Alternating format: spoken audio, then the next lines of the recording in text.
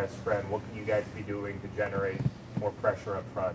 Yeah, we've generated some pressure. We just some guys we've seen a lot of quick game this year. Guys getting the ball out quick, a lot of screens. But then this past week, just ball came out quick on some press man, and we just did a poor job playing technique. But we got to finish on some too. We had 3 sacks, and we should have had literally at least 2 more where we got him, and we got to finish. Did not. I didn't think we played in totality, as well as we can. We didn't play bad, but as well as we could, because there was a couple plays that I think we could have finished. And then this game last year, I thought we played really hard, very physical. But we 7-7 in the, I guess, third quarter. And we did a poor job on third down defensively, and we did a poor job third down offensively, which really got the time of possession way out of whack. And I thought the latter part of the game, we lost our discipline. We had some critical penalties. We jumped offside, I think, 4 times, if I remember correctly, in this game, that really, really was costly. We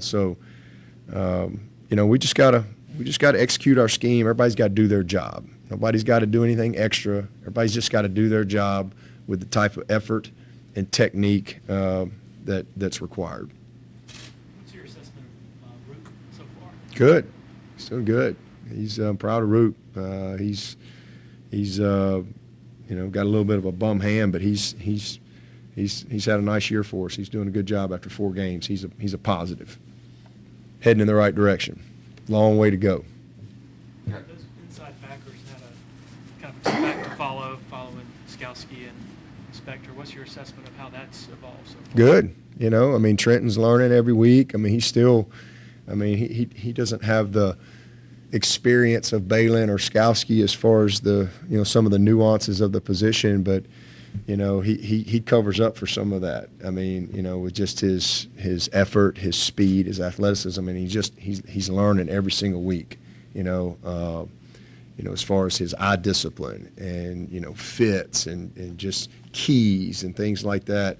He's a great player. He flies around. You see him. Sometimes he makes some mistakes, and again he's so fast and so athletic. He covers up for it. And then Trotter he's really good. He's really, really good. Very pleased with all of our backers. Barrett, Carter, Simpson, Trotter. That's a really good group. We just got to clean up some things on the edges in our coverage, and if we can tighten that up, we'll be fine. But you got Tyler Davis back on Saturday. He had a really good game. I think you expect to get Xavier Thomas back this Saturday. How excited is he about finally getting to see the field? Well, that's a leading question. Man, that's what a veteran move right there. Leading, is that what y'all call leading question? It's a good one though. Tyler Davis was awesome. He was MVP. We hadn't had him for a couple games, and really we haven't had our D-line. As I said coming into this, I really felt like our D-line was, had the depth of that 14 group. Had the star power of that 8, but the depth, and it's a good thing because we've needed it. We hadn't had Xavier Thomas yet. Tyler Davis played in first game, missed 2 games. Brzee, obviously had to miss. Trey Williams has had to miss, and so it's been kind of guys in and out. But our depth has won the day. It's been really, really good to see what I thought we had. Guys have. Capehart, that kid is really coming. Peyton Page is coming. When Trey has been available, Trey has shown that he can really be a player. Rook is what we thought he was. Getting Brian back going. I think he had a lot on him, obviously, and did some good things, but, could tell he hadn't really practiced a lot and was a little rusty. So getting him back, going full throttle. Tyler Davis missing 2 games. So we really haven't been full group. And so, we'll see on Xavier. I don't know if he's going to be able to play or not, but he's close. I've been saying that for a couple of weeks, and he is close. So hopefully he'll be able to go. But we do have a long season ahead, and at some point we'll have them all. which we haven't had in 4 games. We've not had all guys available at that position. But our depth has been a blessing, because if we didn't have it, it'd been a different story for us. So really thankful that we got the guys we got at that position, and excited to get X back whenever he's back. Expect Trey to be back this week? I do expect Trey to be back. He's been just kind of nursing a little inflammation, and we just really needed to settle it down. So we just didn't want it to be something that carries out throughout the season. But when he's been able to play, he's been a factor as well. So we do expect him back. I guess in terms of some of those plays Tyler was able to make down the stretch, do you think it's the rotation and how fresh he was and some of those D tackles are that allows him to make those? Well, I think definitely being able to have depth like that to where, you can manage the snaps a little bit is a definite factor for sure. Especially because most offensive lines, in a game like that, you don't have a huge rotation. But just relentless effort, great technique, and that was a great tape for him. I mean, he did a lot of good things that you noticed, but a lot of good things that you probably don't notice that are factors as well. So I'm really proud of TD and, where he is right now. Good to get him back going healthy. Sitting him those 2 games was what he needed to really kind of get himself to, again, because he would have kept playing, and we just didn't want it to linger around. So, glad to get him back, and we're going to need him to have another great one this week. Yeah, he just played better. He just graded better. As I've told y'all, we feel like we got 4 starters at the position. Really 3 right now because X has been out. But we felt like coming in the year we had 4 starters, and Miles played a lot better this past week, which was good. But not that he's played bad. Maskell played great against La Tech. He had a great game. Just played better, and so that's it. Any questions for Coach from Zoom?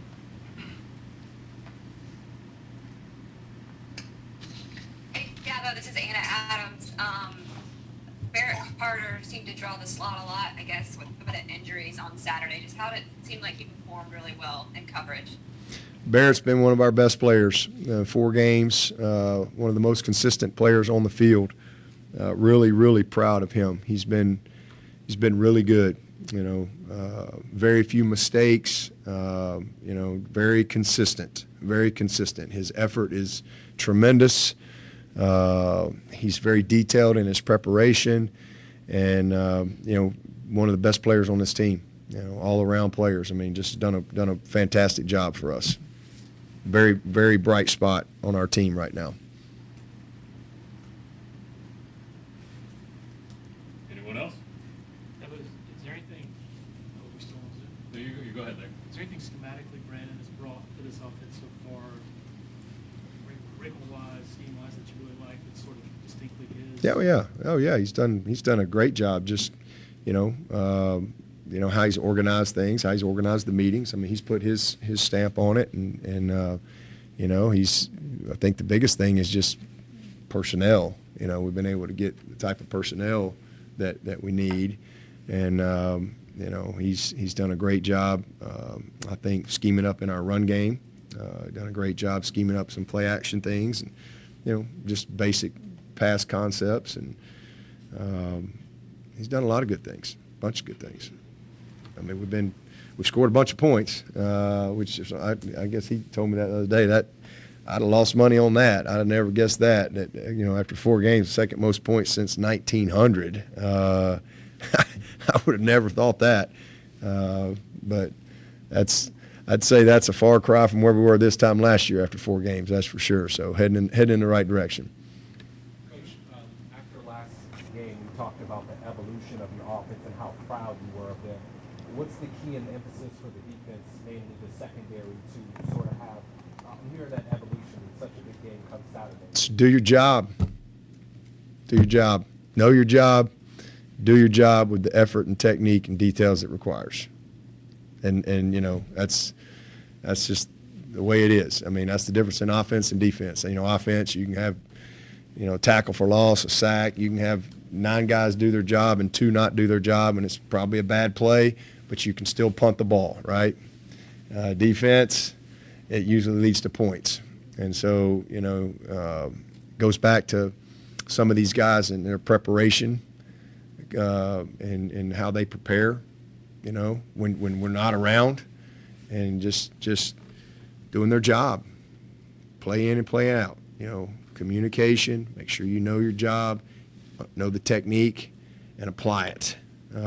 Eyes on the right, don't make stuff up, you know, don't try to do things that you're not being coached to do, because that's when you get in trouble defensively, and that's been a sign of some of the young guys, some of the immaturity that we've had at a couple of spots, you know, that has cost us.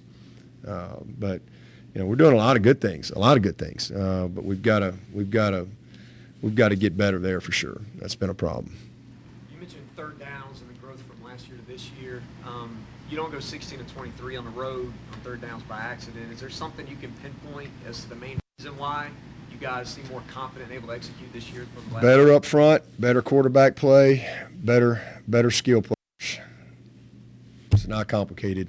It's really not. I wish I could tell you it was some magic. It ain't.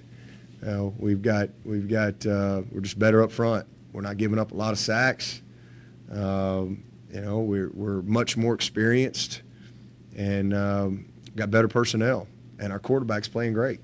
I mean, he's not perfect, but he's just playing much better. And then we're making plays, you know, because of that. So just a better group on the field, you know, all the way around, and a more confident group. Anybody else? I just wanted to ask real quick, I know red zone efficiency has been really key so far this season, and NC State has actually given up a lot of touchdowns in the red zone. So how do you think continuing your red zone efficiency will be key going against Yeah. NC State? Well, you know, Street and the staff has done a great job, I think, game planning each week as far as just, you know, all the field zones and situational football. I think he's really done a great job there. But that was an emphasis big time because, you know, all the things we weren't good at last year, we're so far we're better. We couldn't score.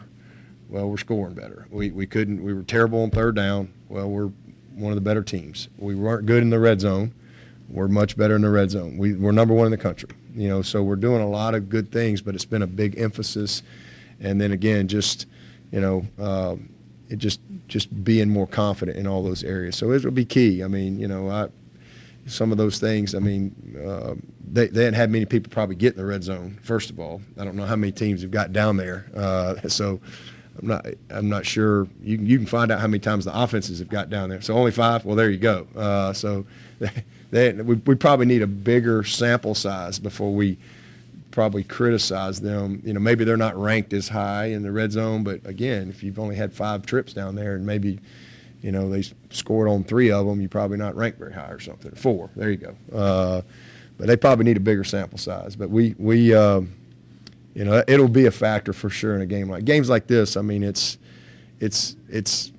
all those key things that it's 3 or 4 plays. You know, it's turnovers, it's red zone efficiency, it's the battle it's the field position battle that creates different, you know, situational things throughout the game.